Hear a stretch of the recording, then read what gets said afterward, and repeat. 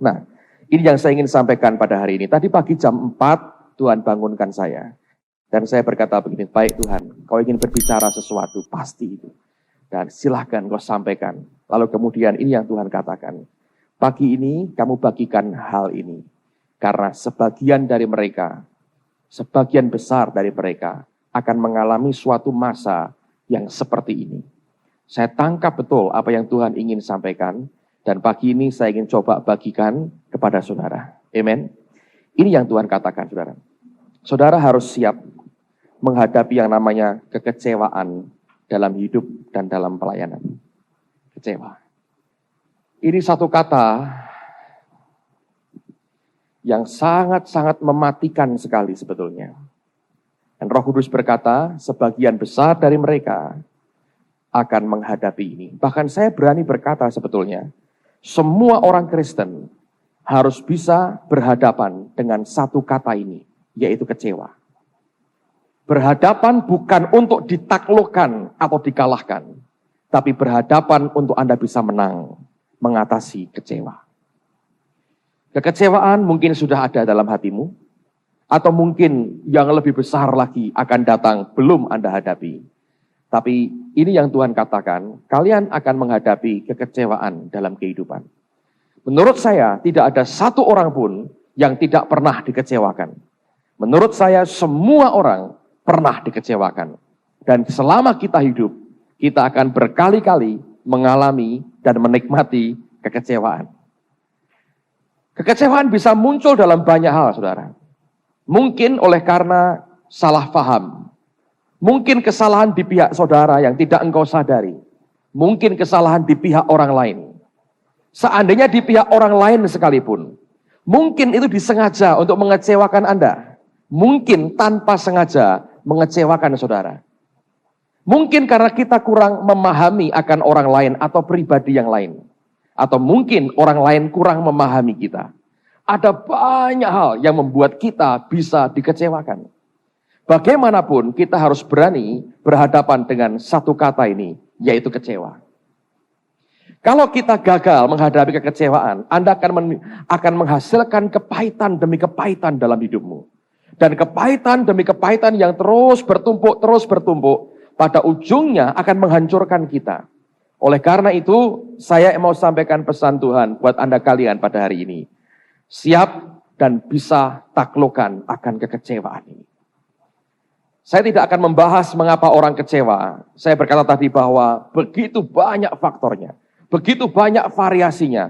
Begitu banyak kemungkinannya. Tapi kekecewaan sebetulnya dasarnya adalah suatu pengharapan atau keinginan yang tidak terkabulkan. Suatu harapan, keinginan, dambaan, kerinduan yang tidak kesampaian. Lalu kemudian kita kecewa oleh karena itu. Tapi apapun sebabnya, apapun keadaannya, orang Kristen harus bisa mengatasi kekecewaan. Semakin cepat kita mengatasi kekecewaan, akan semakin luar biasa hidup kita berkembang maju bersama dengan Tuhan. Semakin lamban kita mengatasi kekecewaan, semakin kita akan terhenti lama. Kekecewaan itu sungguh-sungguh membuat kita berhenti dan tidak bisa bergerak kemana-mana. Hanya kalau saudara bisa mengatasi kekecewaan ini, Anda akan bisa berkembang maju lagi dengan Tuhan. Amen, saudara. Nah, sekarang saya ingin berikan contoh yang paling luar biasa dari hidup orang yang bernama Yesus ini. Nah, sebelum kita bergerak lebih jauh, saya mau beritahu begini. Orang bisa mengatasi kekecewaan kalau saudara itu punya yang namanya kerendahan hati. Karena kerendahan hati akan berkata, oh, aku layak kok diperlakukan seperti itu. Nangkap saudara ya. Kesombongan berkata, siapa dia berani memperlakukan seperti itu? Kalau kita nggak berani melawan, maka minimal ujungnya kecewa dasarnya. Tapi sebetulnya kalau orang hidup dalam kerendahan hati, orang itu akan berkata begini, aku layak kok diperlakukan seperti itu. Kalau itu sampai dalam kesadaran kita, oh aku layak, diperlakukan seperti itu, aku layak. Sekalipun dihina, dicemooh, dipermalukan, diingkari semua janji yang pernah disampaikan. Kerendahan hati akan berkata, aku layak kok terima semua itu. Yesus tidak pernah kecewa dengan Pontius Pilatus, dengan Herodes, dengan orang-orang Romawi. Dia tidak pernah kecewa. Menjelang akhir hidupnya dia berkata, Bapa ampuni mereka. Kenapa? Karena mereka tidak tahu apa yang mereka perbuat. Itu kan orang yang tidak kecewa. Kalau orang kecewa berkata, Tuhan kutukilah mereka 15 keturunan. Itu kecewa. Tapi orang yang rendah hati akan berkata, mereka layak memperlakukan aku seperti itu. Aku layak diperlakukan seperti apapun. Aku layak. Itu kerendahan hati, saudara. Tapi dari mana orang bisa rendah hati? Nah, mari kita belajar dari hidup Yesus. Saya mendengar kesaksian baik sementara Anda camping, Anda mengalami ini, tapi saya mau berikan dasar ayat yang lebih baik lagi pada hari ini. Yohanes 13, perhatikan pada ayat yang pertama, ayat yang ketiga, sampai dengan ayat yang kelima. Bagaimana Yesus membasuh kaki murid-muridnya.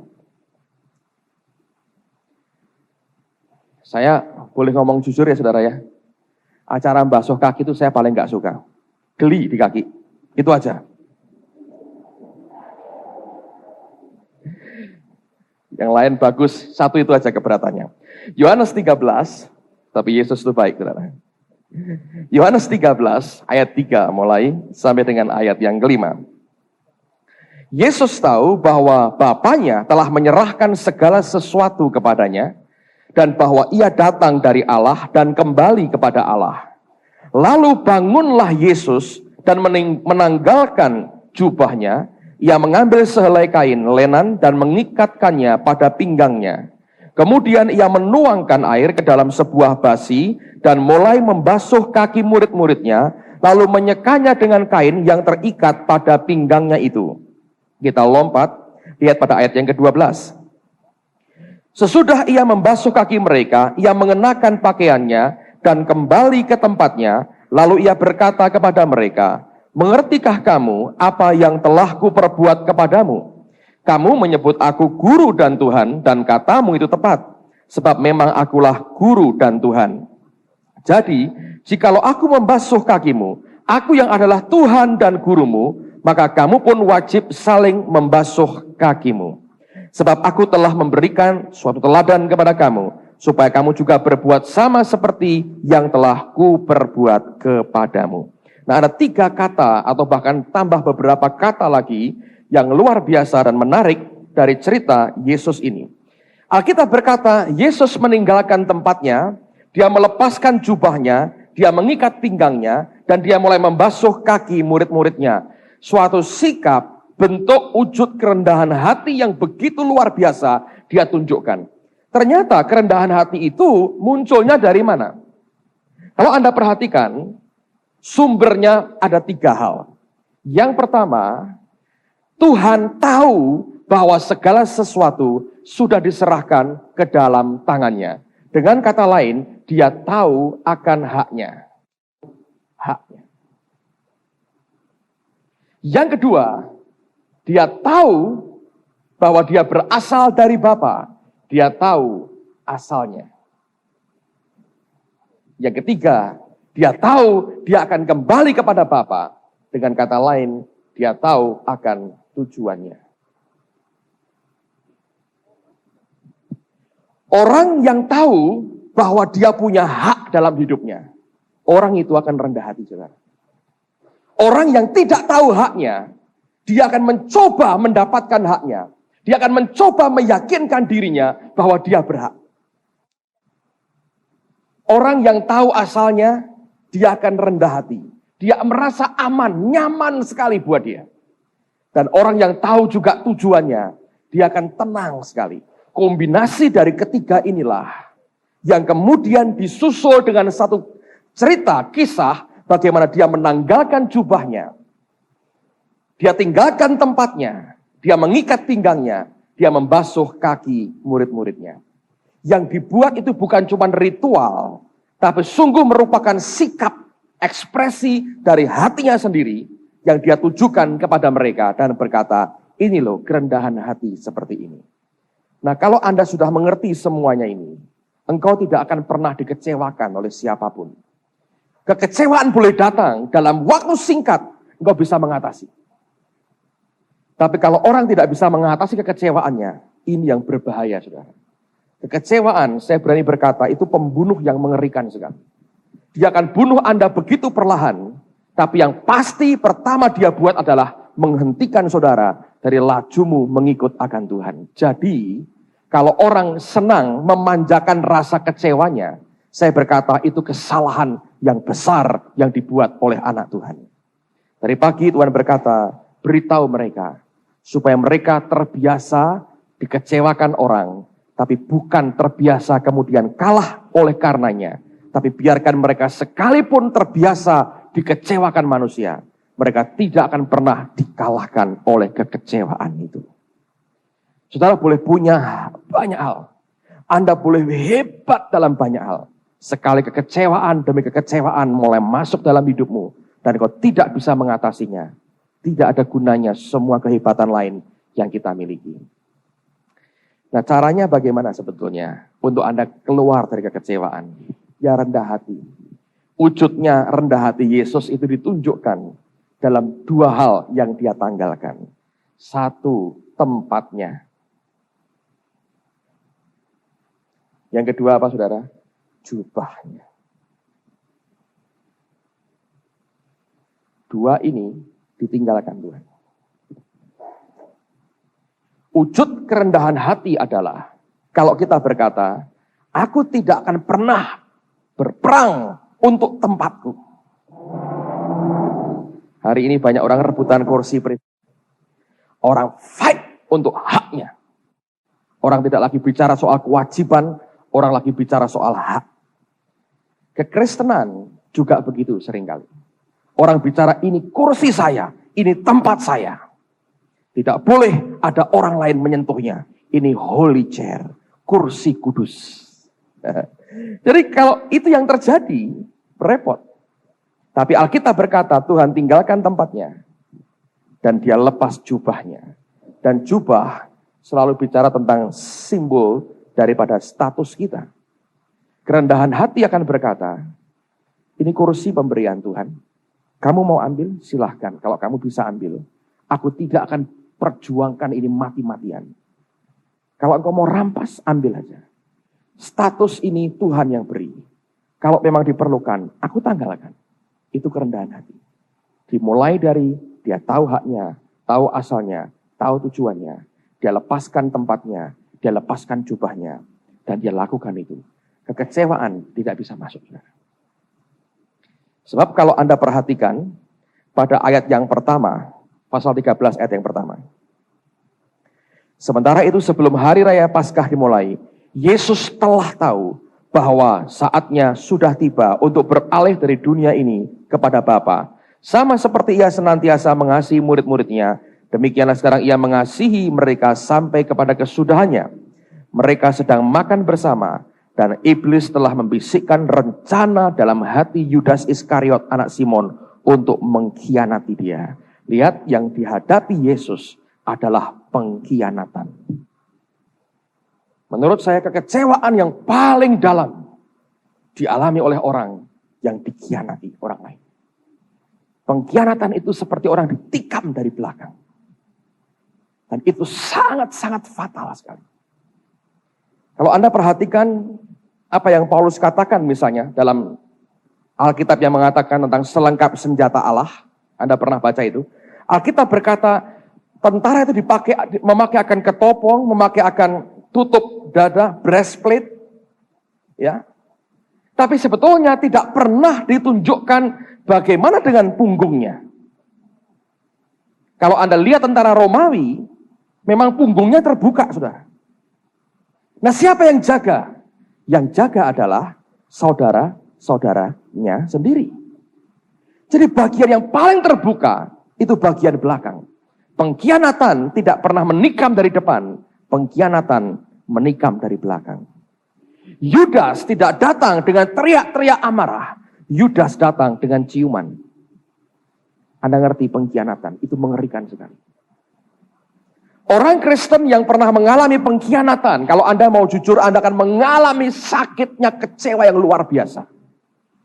Tapi ingat, Tuhan sudah ingatkan. Panggilan kita bukan dikalahkan kekecewaan, tapi mengalahkan kekecewaan. Jangan takut dikecewakan. Tapi jangan biarkan kekecewaan menguasai, mengontrol akan kehidupanmu. Belajar tidak berantem karena kedudukan atau karena status. Apalagi kalau soal uang, masalah pribadi, buang dari hidup kita. Anda akan terbebas dari kekecewaan. Belajar mau mengerti orang lain. Belajar memahami masing-masing orang berbeda dengan pergumulannya. Belajar mengerti. Nanti saudara akan punya hati yang tidak dengan gampang dikecewakan. Kalau ada orang berbuat aneh, Tuhan ini kenapa kok begini? Lalu Allah akan memberi pengertian. Kita bisa berkata, oh aku mengerti. Karena keadaannya begini, memang ini salah. Tapi ini situasinya, memang begini orangnya. Lalu kita bisa punya hati yang mau mengerti orang lain, saudara. Pada waktu itulah sebetulnya Anda akan menang dari kekecewaan. Saya kagum dengan Yesus ya. Si Petrus sudah sekian kali nyangkal Tuhan. Ketemu di tepi Danau Galilea. Tuhan beri dia sarapan. Gak langsung dibentak-bentak, dimarahi. Kurang ajar lu ya. Udah ikut gua 3,5 tahun, nyangkali. Ngerasain lu, gak dapet ikan. Enggak. Dikasih ikan, saudara. Sampai di darat, dikasih makan. Itu Tuhan, gak kecewa. Udah begitu tanya, apakah engkau mengasihi aku, Petrus, agape dengan aku? Petrus bilang, Tuhan, gak bisa agape. Gua cuma punya fileo. Fileo, gembalakanlah domba-dombaku. 2 kali agape, gak bisa. Petrus harga mati, naik sedikit gak mau. Gak punya lagi, saudara. Cuman fileo yang dia punya, dulunya agape, gak punya lagi. Terakhir Tuhan turun harga, bayangin saudara. Itu kan mau mengerti orang lain. Memahami orang lain. Anda mengerti, oh memang begini, ya saya bisa mengerti. Mungkin kalau di posisi yang sama, aku akan bersikap yang sama dengan mereka. Tuhan turun harga, berkata, oke Petrus. Fileo ya? Ya deh Tuhan, fileo. Harganya cocok, gembalakanlah domba-dombaku. Tugasnya nggak dikurangi, tetap dia berikan, saudara. Dan bukankah ini dipakai Allah kemudian luar biasa? Bukankah orang yang sama yang sekali khotbah 3.000 jiwa bertobat? Bukankah ini orang yang akhirnya memuliakan Tuhan seumur hidupnya? Nah itu cara Tuhan, saudara, mengatasi kekecewaan. Dalam perjanjian lama ada kisah yang mirip sama. Coba buka kitab Kejadian pasal yang ke-26. Kejadian pasal 26. Perhatikan mulai ayat yang ke-12 dari Kejadian pasal yang ke-26. Kejadian pasal yang ke-26, lihat mulai ayat yang ke-12. Maka menaburlah Ishak di tanah itu, dan dalam tahun itu juga ia mendapat hasil 100 kali lipat, sebab ia diberkati Tuhan. Ada garis bawahi kata menabur dan kata diberkati Tuhan. Ayat berikutnya. Dan orang itu menjadi kaya, bahkan kian lama kian kaya, sehingga ia menjadi sangat kaya. Ia mempunyai kumpulan kambing domba dan lembu sapi, serta banyak anak buah, sehingga orang Filistin itu cemburu kepadanya. Segala sumur yang digali dalam zaman Abraham ayahnya oleh hamba-hamba ayahnya itu telah ditutup oleh orang Filistin dan ditimbun dengan tanah. Lalu kata Abimelekh kepada Ishak, pergilah dari tengah-tengah kami, sebab engkau telah menjadi jauh lebih berkuasa daripada kami. Jadi pergilah Ishak dari situ dan berkemahlah ia di lembah Gerar, dan ia menetap di situ. Kemudian Ishak menggali kembali sumur-sumur yang digali dalam zaman Abraham ayahnya, dan yang telah ditutup oleh orang Filistin sesudah Abraham mati. Disebutkannya nama sumur-sumur itu menurut nama-nama yang telah diberikan oleh ayahnya. Ketika hamba-hamba Ishak menggali lembah itu, mereka mendapati di situ mata air yang berbual-bual airnya. Lalu bertengkarlah para gembala Gerar dengan para gembala Ishak. Kata mereka, air ini kepunyaan kami. Dan Ishak menamai sumur itu Esek, karena mereka bertengkar dengan dia di sana. Kemudian mereka menggali sumur lain, dan mereka bertengkar juga tentang itu. Maka Ishak menamai sumur itu Sitna. Ia pindah dari situ dan menggali sumur yang lain lagi. Tetapi tentang sumur ini mereka tidak bertengkar. Sumur ini dinamainya Rehobot. Dan ia berkata, sekarang Tuhan telah memberikan kelonggaran kepada kita, sehingga kita dapat beranak cucu di negeri ini. Nah, 2 kali gali sumur sendiri, dirampas orang, diakui sebagai haknya. Ishak tidak pernah ribut, serahkan. Cuma dia beri nama jelek. Oh, ini Esek. Yang kedua, oh ini Sitna. Artinya ini pertengkaran, masalah. Baru setelah longgar, dia beri nama baik, Rehobot. Orang Filistin tidak tahu itu punya efek apa yang dia beri nama. Tetapi kuncinya adalah begini. Mengapa orang seperti Ishak rela melepaskan tempatnya dan jubahnya? Kalau Anda perhatikan, berkat yang dimiliki itu bukan tergantung tempat. Tapi 2 faktor, yaitu dia menabur dan apa saudara? Berkat Tuhan. Faktor ini Ishak yang buat. Faktor ini Tuhan yang lakukan terhadap Ishak, bukan terhadap yang lain. Nah, kalau Anda mengerti bahwa semua ini hak saudara, Anda tahu asalnya dari mana, Anda mengerti kemana tujuanmu, dia berkata, disingkirkan, dicepet, dibuang seperti apapun, tidak ada yang menjadi masalah. Selama Allah menyertai aku, selama Allah memberkati aku, ditaruhkan di pinggir manapun tetap akan luar biasa. Itu aja. Jangan pernah berantem. Anda boleh berkata, tapi ini kan hak saya jungkir balik untuk ini. Dengar baik-baik saudara. Itu hanya menambah kekecewaan demi kekecewaan. Saudara akan dibuat pahit oleh setan luar biasa. Seperti Musa, sehebat-hebatnya Musa. Orang Israel memahitkan hatinya. Dan dia teledor dengan kata-katanya. Dan akhirnya tidak bisa masuk Kanaan. Saya, dalam hidup saya, dalam pelayanan saya, ada 2 kali saya mengalami hal yang berat sekali. Yang secara manusia itu menimbulkan kekecewaan yang begitu besar. Tapi 2-duanya saya diajar Tuhan seperti yang saya bagikan pada pagi hari ini. Lepaskan hakmu. Jangan fight, jangan berantem oleh karena hak dan jubahmu. Tapi saya melihat dari persepsi pandangan saya pribadi, apa yang Tuhan lakukan dalam hati saya. Saya bagikan supaya kelak kalau Anda mengalami kekecewaan, dikecewakan orang. Hakmu dirampas. Jangan pernah berantem soal hak. Apalagi kalau soal harta, soal warisan, soal uang. Jangan sekali-kali Anda ambil bagian dari semua harta yang isinya berantem-berantem. Jangan saudara. Nikmati aja apa yang dari Tuhan. Beres.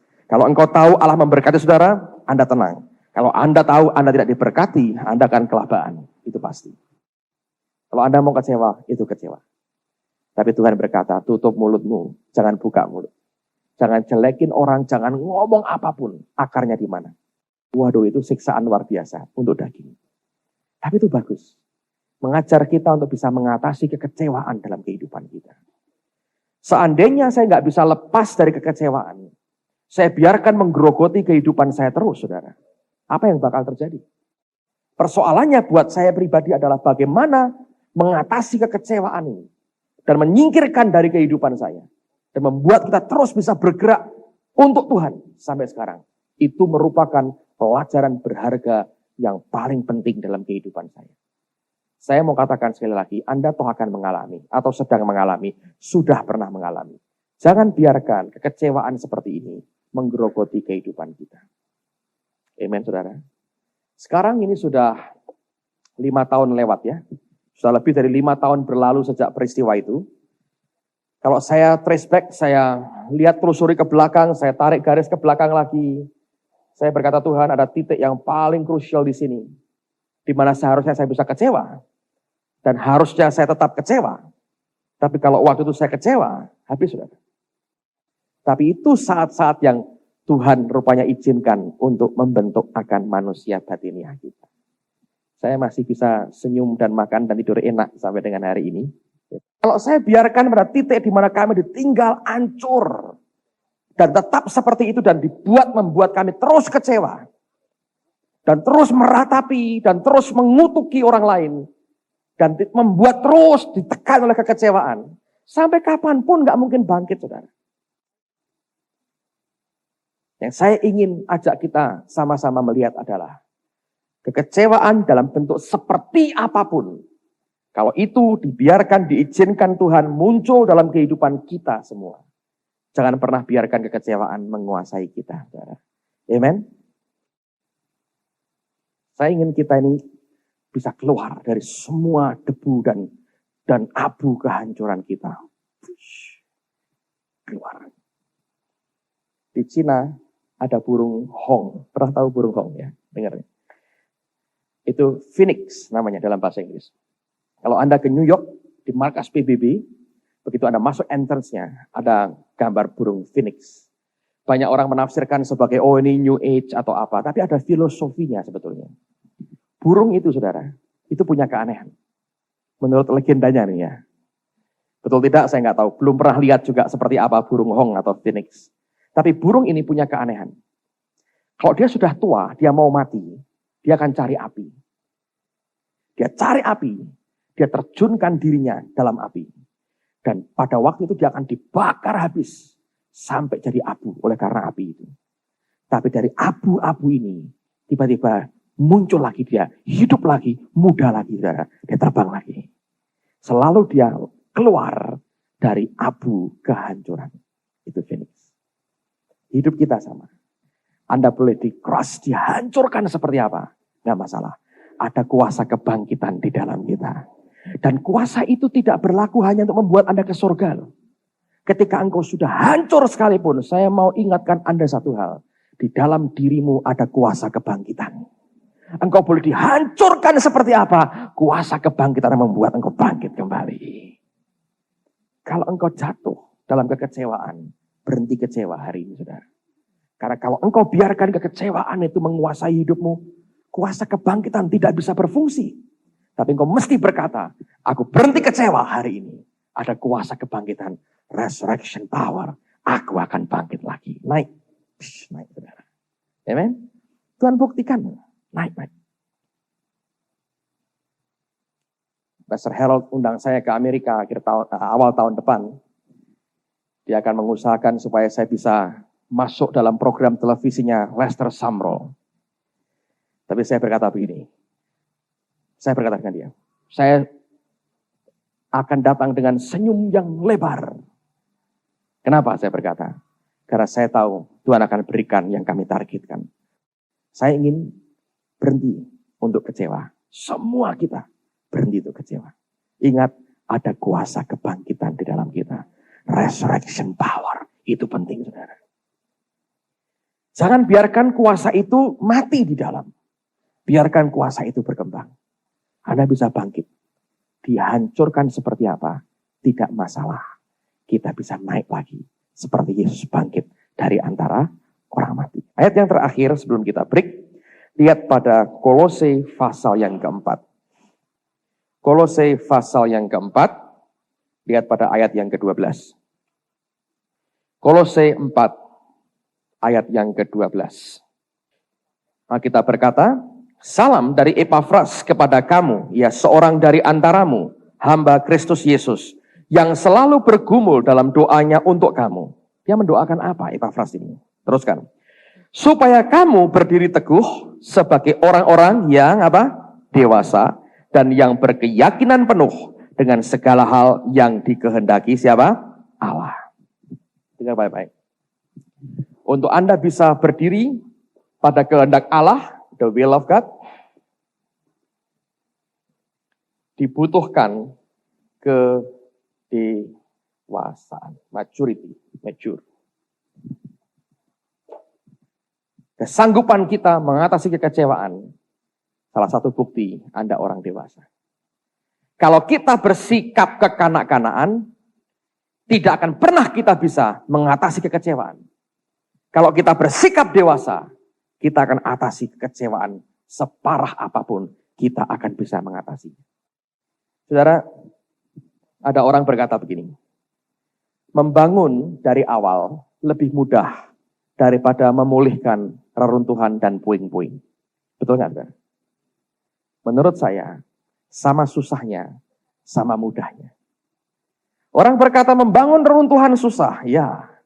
Tapi kita punya kuasa kebangkitan. Sudah runtuh seperti apa? Nggak masalah, saudara.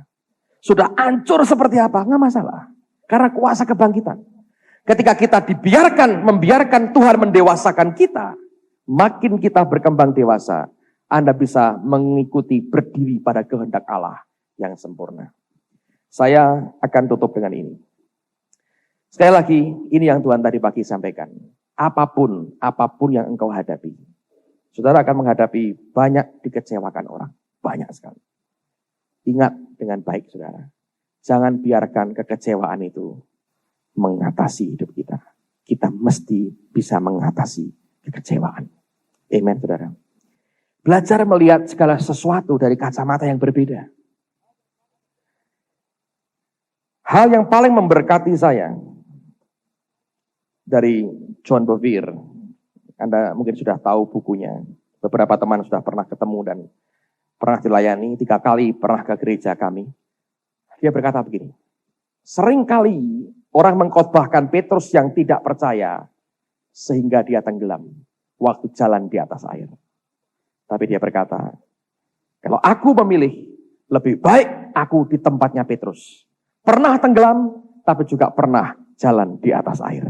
Daripada orang lain tidak pernah tenggelam karena memang tidak pernah mencoba. Ya, cara pandang begitu akan membuat kita berbeda. Anda ketemu orang gagal, anak buahmu gagal, tidak berhasil. Engkau akan berkata, bagus. Minimal poinmu adalah engkau pernah mencoba. Dan belajar dari kegagalan itu baik. Kalau berulang-ulang gagal, suruh coba bagian yang lain. Selama kita melihat dari cara pandang Tuhan, Anda dan saya tidak akan mudah dikecewakan. Banyak orang mengecam, Petrus itu tidak percaya. Kenapa dia melihat gelombang? Begini, dia tenggelam akhirnya, saudara-saudara. Ya betul. Tapi orang yang khotbah belum pernah coba jalan di atas air. Sekali masuk langsung tenggelam dia, saudara. Bagaimanapun, menurut saya, Petrus pernah berhasil. Menurut saya begini, saudara. Menurut saya begini. Dia jalan. Ini tafsiran saya sendiri. Dia jalan, lihat gelombang kan, saudara. Dia tenggelam. Terus dia tenggelam. Tuhan tolong. Alkitab tidak berkata, maka Yesus mengangkat Petrus, lalu digendongnya, dimasukkan ke dalam perahu. Enggak kan? Diangkat, terus diajak kira-kira jalan bareng.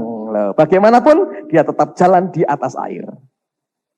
Daripada yang di kapal, para pemerhati, observer yang terhormat. Nah, tenggelam kan? Tenggelam. Nah, ya tenggelam. Kan kita sudah bilang tenggelam. Untuk apa jadi orang kayak begitu, saudara? Dunia sudah terlalu banyak komentar. Itu kayak komentar sepak bola di TV itu. Iya, wah sayang saudara-saudara. Harusnya tadi begini. Disuruh main sendiri. Kagak betul, saudara. Terlalu banyak orang komentar di tengah-tengah kita. Yang tidak banyak orang yang berani berkata, let me try. Biar aku coba. Kalau kita punya sikap seperti itu, tidak dengan gampang dikecewakan. Amen. Saya ingin Anda berhadapan satu dengan yang lain, satu orang. Lihat matanya tajam-tajam. Terus tanya dengan serius. Apakah Anda lagi kecewa? Dengar jawabannya, jangan hehehe, bukan jawaban, saudara. Alright. Beritahu mereka, tunjuk dengan tangan nabimu, jangan kecewa. Amen.